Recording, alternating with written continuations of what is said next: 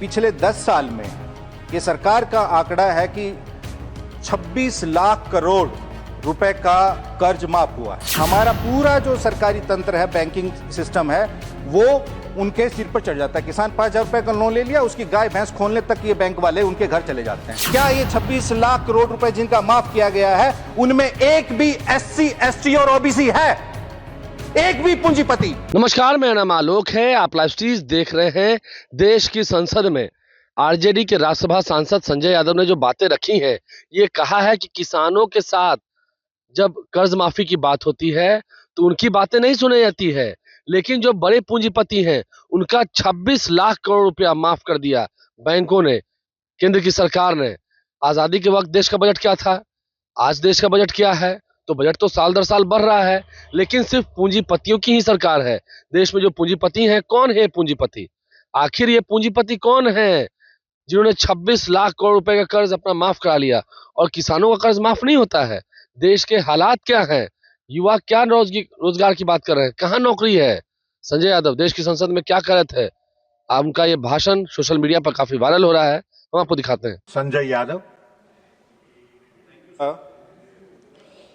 रद्दी तक तोली जाती है तराजू में, रद्दी तक तोली जाती है तराजू में। बिकने से पहले तुम्हें कोई परख रहा है तो इसमें बुरा क्या है? महोदय, अभी हमारे साथी सब बोल रहे थे कि 2014 से पहले क्या था।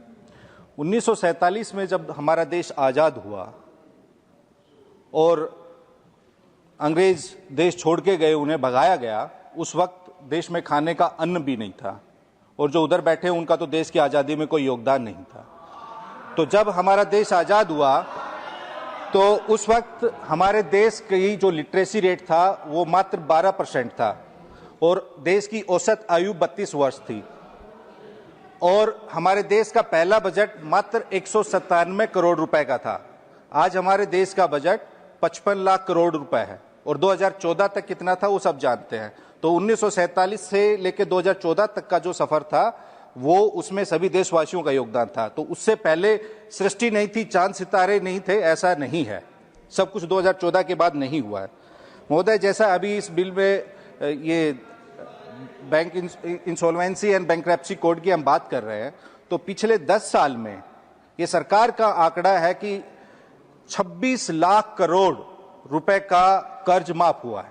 ये चाहे लोन वेव ऑफ हो, राइट ऑफ हो, या NPA में जो डाला गया है, बट 26 लाख करोड़ रुपए बट्टे खाते में डाल दिया गया, कि जो कि अधिकांश कॉर्पोरेट्स का है, पूंजीपतियों का है।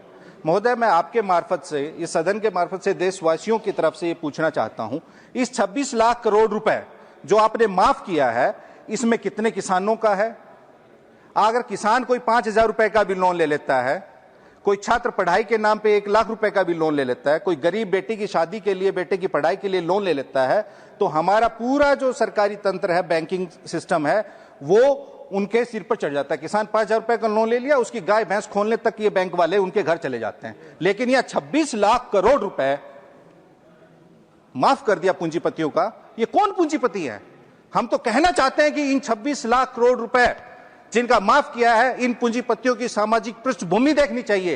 ये किन पृष्ठभूमि के हैं? क्या ये 26 लाख करोड़ रुपए जिनका माफ किया गया है, उनमें एक भी SC, ST और OBC है? एक भी पूंजीपति? क्या वो इस देश के निवासी नहीं है? ये 26 लाख करोड़ रुपए आप उनको दे देते हैं। किस जाति के लोग हैं वो? उनकी आप जाति चेक कीजिए।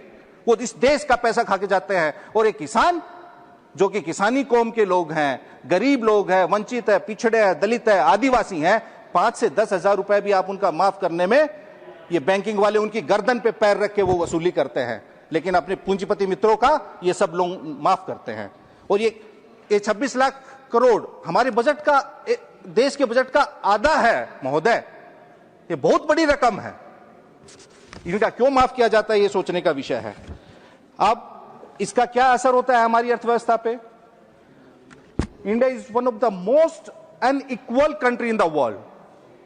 World inequality lab has reported that the top 1% of our country owns 40% resources of this country.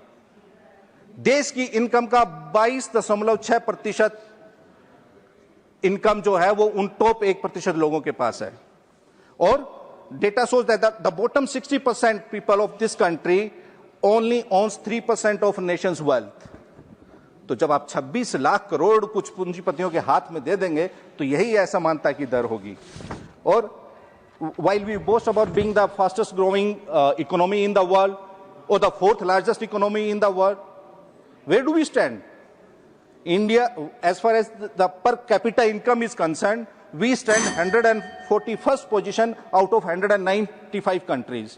तो जो हमारी इनकम की जो असमानता है, आय की असमानता, सरकार को उसको दूर करना चाहिए और जो देश की बहुसंख्यक आबादी है उन पे भी कुछ नजरें इनायत करनी चाहिए। उनके भी जो SC, ST, OBC के जो व्यवसायी हैं, एंटरप्रेन्योर्स हैं, उनको भी आप लोन दीजिए और उनको भी जरा ये रियायतें दे दीजिए जो आप अपने पूंजीपति मित्रों को देते हैं, जो 26-26 लाख करोड़ माफ करते हैं।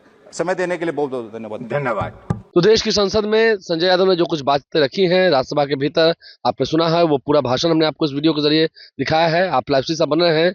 संजय यादव की इस भाषण की सराहना हर तरफ हो रही है और पूंजीपतियों की ही सरकार है, गरीबों की बात नहीं होती है। गरीबों का 5,000 रुपया भी माफ नहीं होगा, लेकिन पूंजीपतियों ने अपना 26 लाख करोड़ रुपए माफ करवा लिया। सोचिए देश की अर्थव्यवस्था का क्या हाल है। हमारे चैनल को सब्सक्राइब कर ले, साथ साथ पेज भी लाइक करें। धन्यवाद।